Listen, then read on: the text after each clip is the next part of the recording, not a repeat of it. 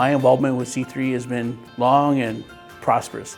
We brought them in to help us with our TA program back in 2020 when we needed help building capacity in our administrators. Bringing in SLOs as part of our designation system, the challenges were going to be to create the same message across the districts, no matter what administrator was dealing with the SLO. So we said, you know what, let's bring in Region 1 because they're experts in their field. So we brought them in 2020 to do a mass 2-day meeting with our administrators. And then we brought them back in 2021 to kind of refine the SLO process with our admin. And then we brought them back in 2022 to help us with approving SLOs. So not only are they working with us on our SLO side, but now they're working with us on our T-test calibration and T-test activities that make the designation process even stronger.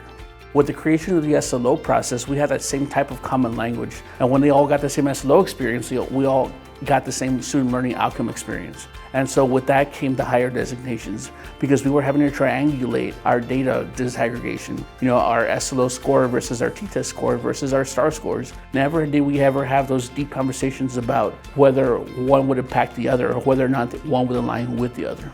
TIA has had a multi-tiered impact on our district. Of course, on the surface level, we have the financial aspect of it where we're able to award teachers money above their salary. This past year, Brownsville ISD awarded more than $9.2 million above their normal salary. And over the span of 5 years, that's going to be a total of $45 million. So on the surface, we're able to reward teachers for their hard work. Now below the surface, we have the teacher level where they have more pride in what they do. They feel validated. Our teachers know that they work hard. In fact, all teachers work hard, but those teachers that are special and go above and beyond and refine their craft and work on student achievement, it's a pleasure to say, you know what, the state recognizes your hard work, the district recognizes your hard work, and so now we're going to reward you financially for that hard work. We want to provide the best education possible for our kids, and that begins with creating capacity in our teachers. And that's what TIA has allowed us to do. It's allowed us to have deeper conversations rooted in data and in our teachers' ability to provide effective instruction.